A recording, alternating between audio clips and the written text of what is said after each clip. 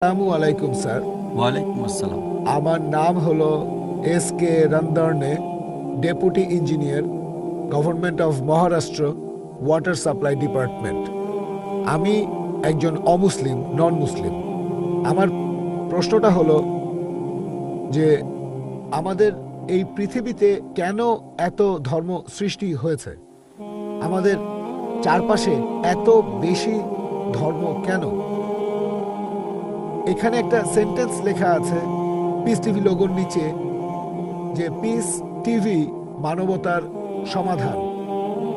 এখানে আমার মতামত হলো এই, যে শান্তির জন্য জ্ঞান আর বিজ্ঞতার প্রয়োজন। ধন্যবাদ। ভাই একটা প্রশ্ন করলেন যে পৃথিবীতে এত ধর্ম কেন, এটা প্রথম প্রশ্ন। আর তারপর একটা মন্তব্য করলেন যে শান্তি মানবতার সমাধান, এটা পিস টিভির স্লোগান। শান্তির জন্য প্রয়োজন জ্ঞান আর বিজ্ঞতা। আমি আপনার সঙ্গে একমত। আপনার প্রশ্নের প্রথম অংশটা নিয়ে যদি বলি যে পৃথিবীতে কেন এত বেশি ধর্ম, আমাদের বুঝতে হবে যে সর্বশক্তিমান ঈশ্বর আমাদের স্রষ্টা আল্লাহ সুবহানাহু ওয়া তাআলা পাঠিয়েছেন মাত্র একটা ধর্ম। আল্লাহ পবিত্র কোরআনে বলেছেন সূরা আলে ইমরান অধ্যায় নম্বর 3 আয়াত নম্বর 19, ইন্নাদ-দীনা ইনদাল্লাহিল ইসলাম। একমাত্র ধর্ম, একমাত্র জীবন দর্শন যেটা আল্লাহ তাআলার গ্রহণযোগ্য, সেটা আল্লাহ তাআলার কাছে আত্মসমর্পণ করা। আল্লাহ তাআলা মাত্র একটা ধর্মই পাঠিয়েছেন। আর যত নবী রাসূল পৃথিবীতে এসেছেন, যেমন ধরেন আদম, ইব্রাহিম, মুসা, ঈসা, মুহাম্মদ, ওনারা সবাই শান্তিতে থাকুন। তারা মানুষকে একটা শিক্ষায় দিয়েছেন, আল্লাহর কাছে আত্মসমর্পণ করা। এখন আরবি ভাষায় যদি কেউ আল্লাহ তাআলার কাছে আত্মসমর্পণ করে তাহলে তাকে বলা হয় মুসলিম।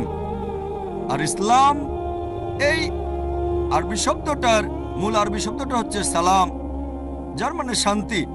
এর আরেকটা মূল আরবি শব্দ হচ্ছে সিলম, যার মানে আল্লাহ তাআলার কাছে নিজের ইচ্ছাকে সমর্পণ করা। তাহলে এক কথা ইসলাম মানে আল্লাহ তাআলার কাছে আত্মসমর্পণের মাধ্যমে শান্তি অর্জন করা। তাহলে আমাদের স্রষ্টা আল্লাহ তাআলা পাঠিয়েছেন মাত্র একটাই ধর্ম। তবে সময় বদলানোর সাথে সাথে ধর্মগ্রন্থগুলোও বদলে গেছে, বিকৃত হয়ে গেছে, নতুন জিনিস ঢুকেছে। আর এই ধর্মগ্রন্থ বদলানোর ব্যাপারে আল্লাহ পবিত্র কোরআনে বলেছেন সূরা বাকারা অধ্যায় নম্বর 2 আয়াত নম্বর 79, ফাওয়াইলুল লিল্লাযীনা ইয়াকতুবুনাল কিতাবা বিআইদিহিম সুম্মা ইয়াকুলুনা হাযা মিন ইনদিল্লাহ লিয়াশতারু বিহি সামানান কালীলা ফাওয়াইলুল লাহুম মিম্মা কাতাবাত আইদিহিম ফাওয়াইলুল লাহুম মিম্মা ইয়াকসিবুন। দুর্ভোগ তাদের যারা নিজ হাতে কিতাব রচনা করে আর বলে এটা আল্লাহর নিকট হতে। তারা এটা বলে তুচ্ছ মূল্য প্রাপ্তির জন্য। তাদের রচনার জন্য শাস্তি তাদের, যা উপার্জন করে সেজন্য শাস্তি তাদের। আল্লাহ তাআলা পাঠিয়েছেন অনেক আসমানি কিতাব, অনেক ইনস্ট্রাকশন ম্যানুয়াল। সময় বদলানোর সাথে সাথে এই ইনস্ট্রাকশন ম্যানুয়াল, আল্লাহর এই আসমানি কিতাব বদলে গেছে। যখন কোনো কিতাব বিকৃত হয়ে গেছে, আল্লাহ নতুন রাসূল পাঠিয়েছেন আর নতুন কিতাব। এইভাবে অনেক দিন চলেছে। তারপর আল্লাহ পাঠালেন সর্বশেষ ও চূড়ান্ত নবী মুহাম্মদ সাল্লাল্লাহু আলাইহি সাল্লামকে, আর সর্বশেষ ও চূড়ান্ত আসমানি কিতাব কোরআন নাজিল করলেন। এর আগে যেসব নবী রাসূল এসেছিলেন, আমাদের প্রিয় নবী মুহাম্মদ সাল্লাল্লাহু আলাইহি সাল্লাম বলেছেন যে আল্লাহ তাআলা এই পৃথিবীতে 1,24,000 নবী রাসূল পাঠিয়েছেন। পবিত্র কোরআনে মাত্র 25 জনের নাম বলা হয়েছে, অন্যদের নাম আমরা জানি না। হতে পারে একজন প্রশ্ন করেছিল, আপনি কি মনে করেন, একজন হিন্দু আমাকে এই প্রশ্নটা করেছিল, আপনি কি রামকে আল্লাহর রাসূল বলে মানেন, অথবা শ্রীকৃষ্ণকে কি আল্লাহর রাসূল বলে আপনি মানেন? আমি বলবো, যেহেতু নামটা কোরআন হাদিসে উল্লেখ করা নেই, আমি জানি না।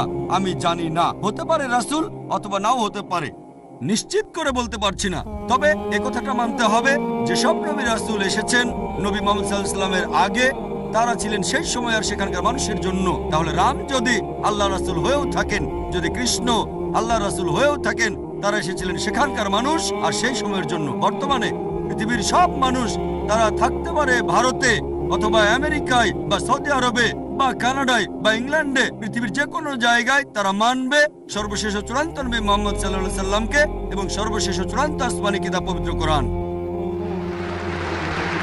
আল্লাহ আমাদের কথা দিয়েছেন সূরা হিজর অধ্যায় নম্বর 15 আয়াত নম্বর 9, যে আমি কোরআন অবতীর্ণ করেছি, সেটা আমি সংরক্ষণ করব। তাহলে আল্লাহ তাআলা পাঠিয়েছেন মাত্র একটা ধর্ম, সেটা হচ্ছে আল্লাহ তাআলার কাছে আত্মসমর্পণ করা।